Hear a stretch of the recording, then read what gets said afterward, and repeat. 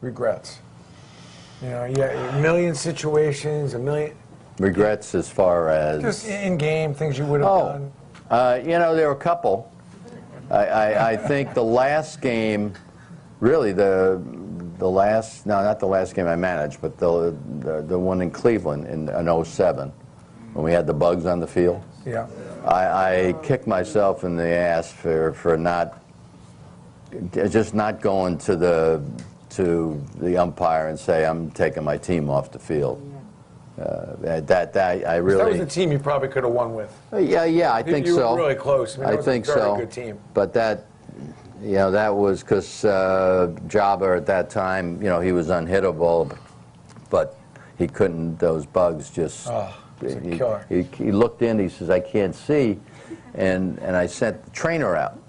You know, because I figured he can help him. Little did I know that when he was spraying this stuff on him, it was like filet mignon for the bugs, and because that really wasn't a way to approach them. But that was the one regret. The other one was 04, when we had, and I get very nervous losing a game in the postseason because I know how quickly momentum can switch.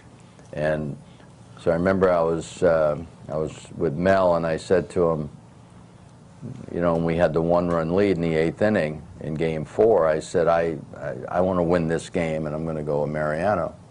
And he says, fine. So because it was the middle of their batting order coming up in the 8th inning, so we got them out 1, 2, 3.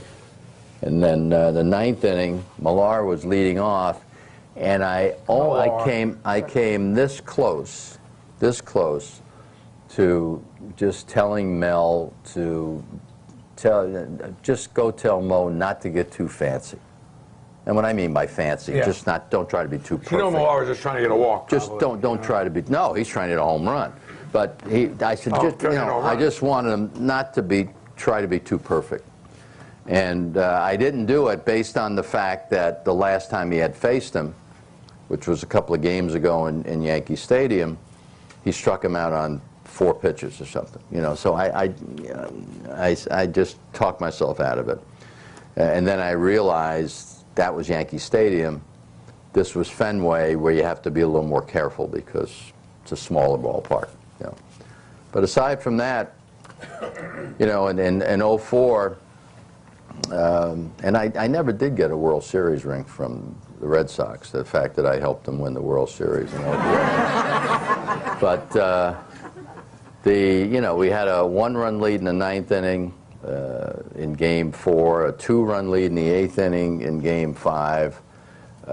We had, you know, we got beat by an opposite field 3-run homer in Game 6. And then Game 7, forget it. You know, how tough was it to make the decision? You had all that dilemma of who to pitch. Well, it wasn't really no dilemma. In Game 7, there was really no dilemma. I didn't have many options. I had Vasquez or Brown because Duque wasn't available for us, and I give Kevin Brown. I know he wasn't very popular here, but I give him credit because right after the game I got him in the lunchroom, and a lot of the players were in there, and I just looked him in the eye. I said, "You got to tell me," you know, and he looked me right in the eye. He said, "I want the ball." So I just went that way, and yeah, but again, you know, you lose 3 games in a row, and you guys are on your heels a little bit. So it start questioning. There's one last thing on 2001 World Series. One of the great World Series. Best I've ever, and we lost it obviously, but it was the best one because of 9/11. I mean, the emotion that was involved, getting there. Were you thinking about bringing Stanton in? Is that a possibility of maybe bringing Stanton in the 8th inning? Just to face the... Oh, no. You always wanted to go with the Mo? Yeah, I got it. Yeah, no, Mo, you look how many times he pitched, you know, 2 innings. And again, it was the same situation as Game 4 with the Red Sox. They're middle of their batting order, which is really, you want your best to face their best. So and the interesting part is, it's, what is it, a 1-1 tie or a 2-2 tie? I think it was 1-1, I'm not even sure. But, you know, it's just tie game, and it's National League rules. So the pitcher spot is coming up, and Zimmer's standing there with me, and he says, who are you going to bring in? I said, Mendoza. Yeah, this game is tied on the road. He says, why not Mo? I said, well, because I need somebody to save it. When we get a lead, I need somebody to save the game. You know, and I said, the only way I can do that, I said, is if Soriano hits it. And as soon as I said it, he hit a ball in the ballpark. And I really felt I was blessed, because now I have no decisions to make. I bring him in.